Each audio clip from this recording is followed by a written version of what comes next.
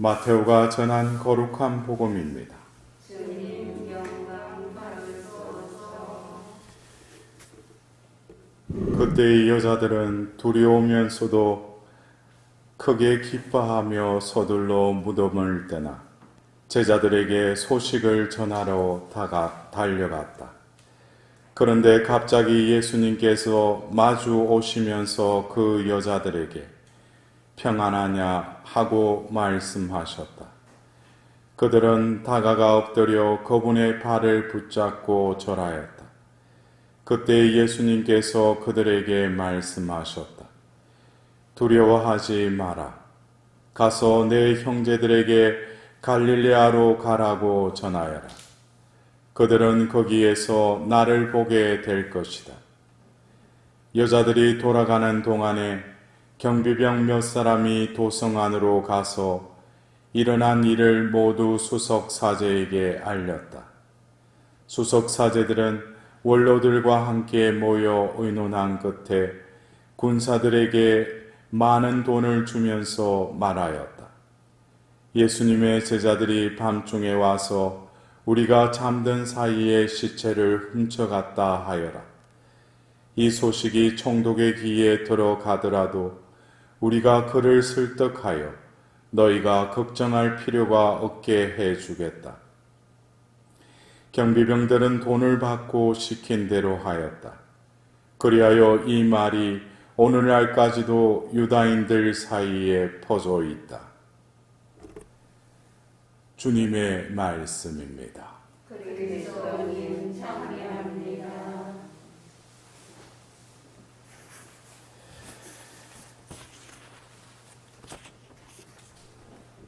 우리가 알 수도 있지만 또 알 수도 없는 영역이 어떤 신비의 영역인 것 같습니다.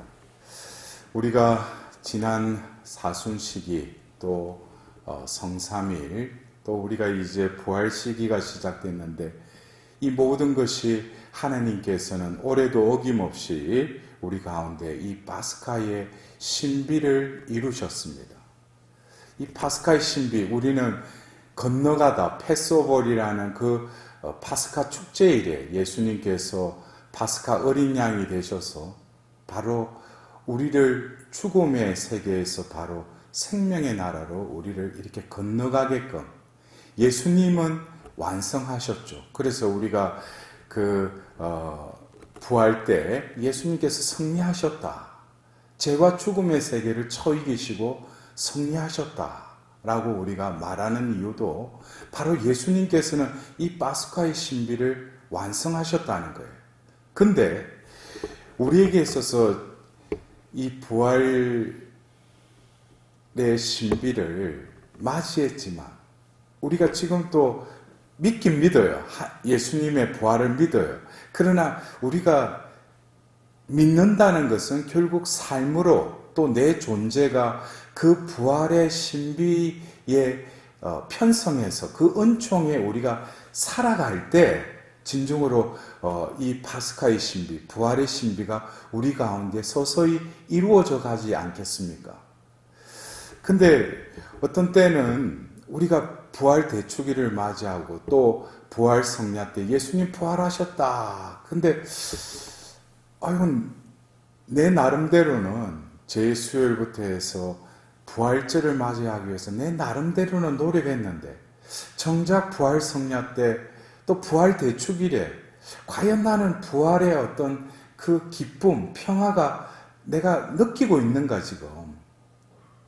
근데 이런 것들이 어쩌면 제가 여러분들한테 이렇게 묻고 또 여러분들도 의아해하면서 또 반강제적으로 믿습니다. 이것은 어떤 면에서 신앙의 차원은 아니라는 거예요. 그냥 내 느낌, 내 이지적인 어떤 그냥 예수님 부활 믿는다. 근데 우리가 이 부활 시기에 일독서의 그 사도행전의 말씀을 이제 오늘 또 들었고 이제 부활 시기에 이 사도행전의 말씀을 들을 겁니다. 오늘은 우리가 들은 이 사도행전 2장 14절 이하의 이 말씀은 바로 베드로와 그 제자들이 성모님과 함께 그 세나클에서 때가 되자 바로 오순절에 성령을 받고 그들이 밖으로 뛰쳐나가서 오순절에 바로 그 베드로가 그 백성들에게 이 설교를 하는 것을 오늘 우리가 들었어요. 근데 여기서 분명히 베드로 사도는 구약에 그 다윗을 인용하면서 하나님의 그 구원의 약속이 바로 여러분들이 죽인 그 예수님을 통해서 이루어졌다라는 것을 바로 성경 말씀을 근거로 해서 이렇게 말씀을 하셔요. 그러면서 바로 이 예수님을 하나님께서 다시 살리셨고 우리는 모두 그 증인입니다라고 이렇게 말하고 있어요. 그래서 2장 32절 예수님을 하나님께서 다시 살리셨고 우리는 모두 그 증인입니다 라고 했는데 어쩌면 우리가 예수님께서 하나님께서 다시 일으키셨다, 부활하셨다. 근데 증인이 된 그 베드로가 그 백성들 앞에서 예수님이 다시 살리셨다라고 말을 하는데 진정으로 그들이 그 사복음서를 보면은 예수님이 부활하셔서 그들 가운데 나타나셨죠. 특히 공간복음이 아닌 요한복음서에는 우리가 이제 다가오는 자비주일 때도 요한복음 20장에 분명히 그들 가운데 나타나셨어요. 그리고 또 일주일 후에 그 자리에 없던 또 토마스를 위해서 예수님이 다시 또 나타나시고 먹고 마셔요. 근데 그것으로 그들에겐 정인이 됐느냐? 아니라는 거예요. 왜? 요한복음 21장에 다시금 티베리아 호숫가 가서 고기를 또 잡고 있어요, 베드로가. 그러니까 제가 지금 말씀드리고 싶은 것은 2000년 전에도 베드로를 위시해서 그 제자들이 예수님 부활하셔서 나타나셔서 보고 만지고 먹고 마셨다고 그랬어요. 근데 그들이 믿었느냐? 의아해했죠. 있을 수 없는 일이 어떻게 죽었던 예수님이 다시 살아나셨다는 거예요. 그들에게는 이게 꿈인지 생신지.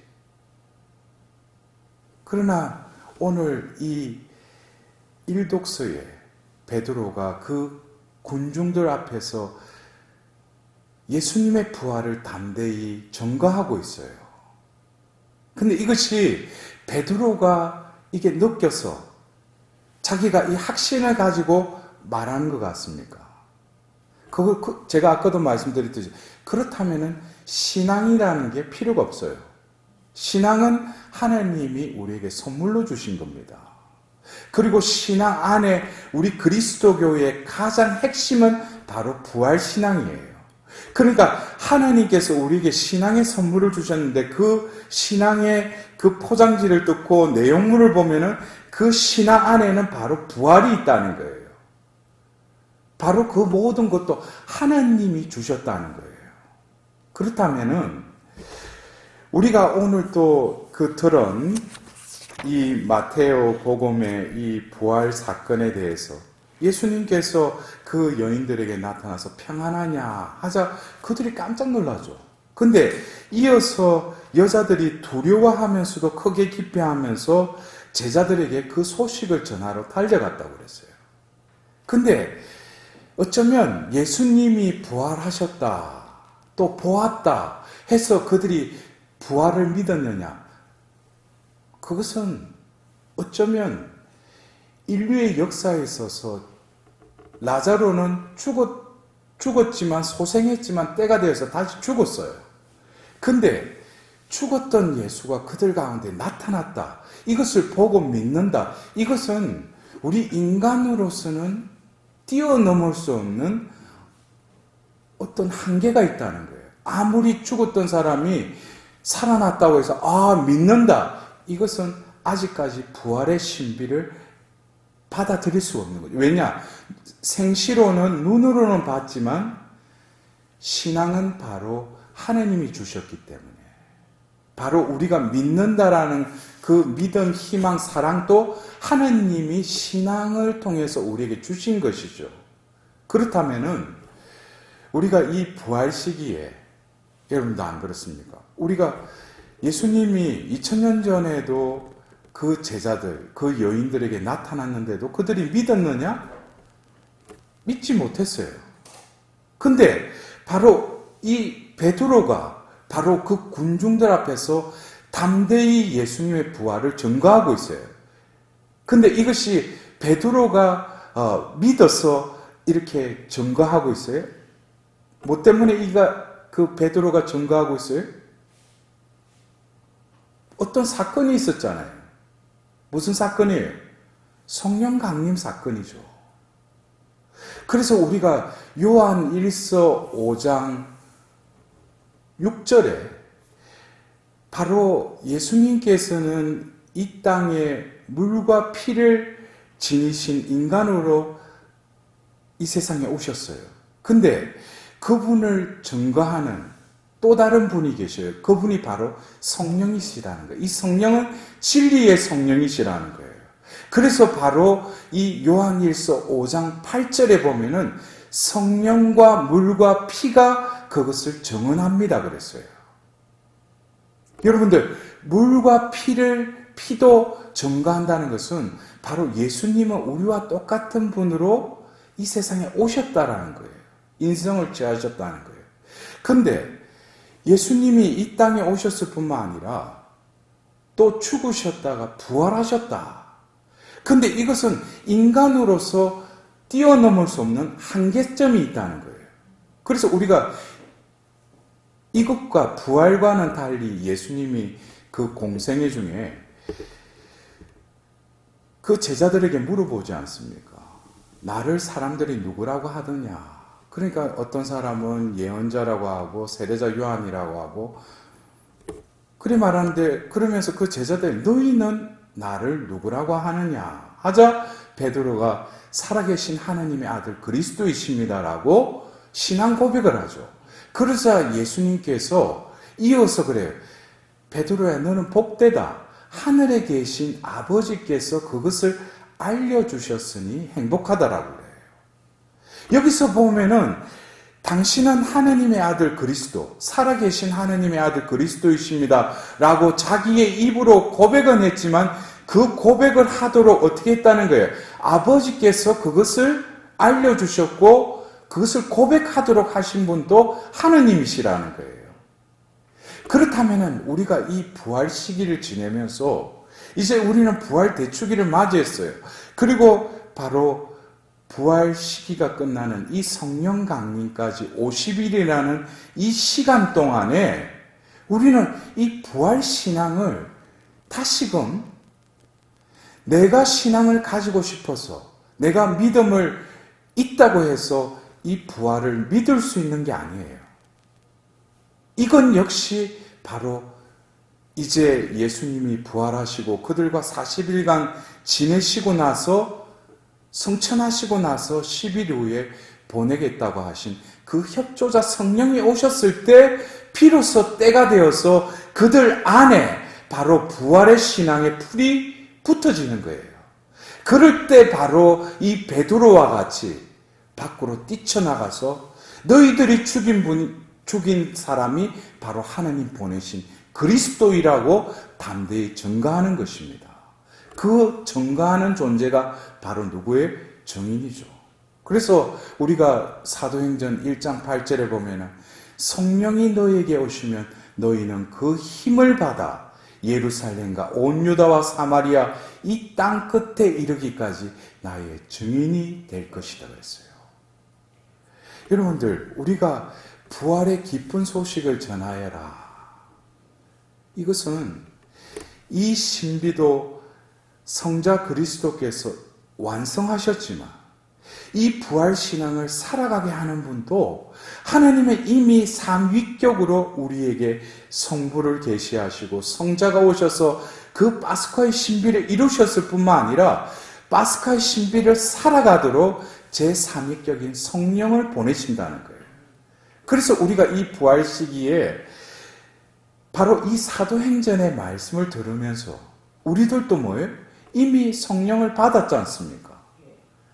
근데 우리가 부활의 신앙을 살아가기 위해서는 다시금 우리 안에 용솟음치는 그 생명이 나의 생명, 육적인 것이 아니라 영원한 생명의 영적인 삶, 바로 그것을 살게끔 하시는 그 영이 우리 안에서 계심을 다시금 이 부활 시기에 깨달아야 된다는 거예요.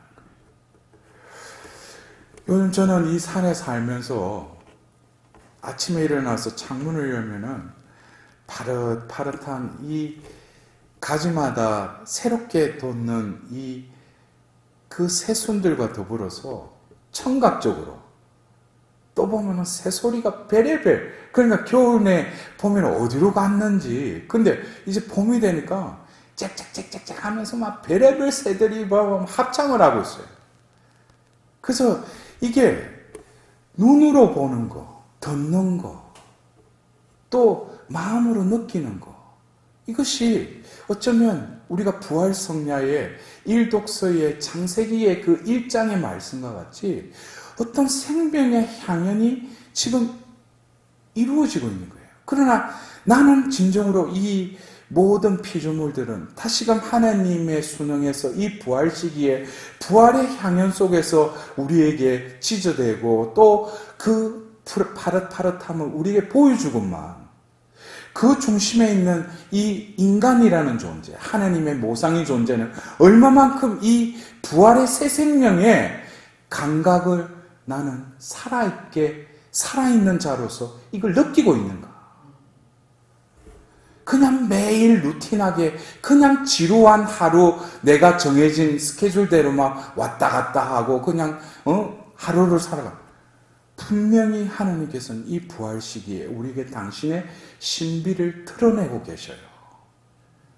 이 신비는 바로 창조의 신비이고, 바로 하나님께서 이 세상을 하나님 나라로 다시금 복원시키고 회복시키려는 그러한 하나님의 그 생동감 있는 움직임을 우리는 이 부활 시기에 우리의 영을 열어달라고, 그리고 우리 안에 계시는 성령께서 다시금 나의 존재에 깃들인 이 생명이 영원한 생명으로 내가 살아가도록 나를 재촉하고 있음을 진정으로 이 부활 시기에 내가 살아있음에 대한 새로운 감각을 내가 느껴야 된다는 거예요. 그럴 때 내 안에 계신 성령께서는 예수님의 그 생명, 내가 도저히 믿을 수 없는 죽음에서 부활했다는 것, 이것은 결국 뭐게? 내가 죽더라도 영원한 생명으로 들어간다는 거예요. 여러분들, 왜 우리가 이 부활 시기가 중요한 줄 아세요? 부활 시기를 하느님 은총 안에 살아가는 이들은 죽을 때 잘 준비할 수 있어요. 왜? 부활 시기에 이 부활의 생명을 어느 정도 느낀 이들은 죽을 때 두렵지 않아요. 왜? 이미 나는 전례 시기에 하느님이 부활 시기에 너희들이 육신으로는 죽지만은 영원히 살 것이라는 것을 부활 시기에 맞는 은총을 하나님께서 베푸시니까. 그러니까 우리가 신앙인의 특권이죠. 이 부활 시기에. 그래서 부활 시기에 맞는 그 은총을 내가 빛 아래에 있으면 내 살같이 바로 따스함을 느낄 뿐만 아니라 거슬러지듯이 우리가 이 부활 시기에 내 안에 계시는 그 성령 하느님은 다시금 나를 재촉해서 내가 부활의 증인이 될 수 있도록. 그래서 요한복음 그 요한일서 5장 8절에 성령과 물과 피가 정언하십니다. 그래서 우리는 다가오는 그 자비주일에는 당신의 물과 피를 우리에게 쏟아주시는 자비주일을 우리가 또한 맞이할 것입니다. 이러한 하나님의 그 구원의 그 섭리를 깨닫는다면 나로서는 접근하지 못하는 부활의 신비 속으로 우리는 들어갈 수 있는 거예요. 그리고 누구도 이해하지 못하는 그 신비 안에서 이 부활의 그 하나님이 주시는 인간이 누릴 수 있는 최상의 하나님의 그 은총을 우리는 이 부활 시기 동안 또 그 은총 안에서 그 변화된 삶을 또 살아가야 할 것입니다. 오늘도 우리는 이 부활 8일 축제를 지내면서 하나님께서 눈에 보이지는 않지만 이 만물을 통해서 또 당신의 모상인 나를 다시금 일으키셨고 나에게 부활의 생명을 풀어놓고 계시는 오늘 생명이 충만한 오늘 하루를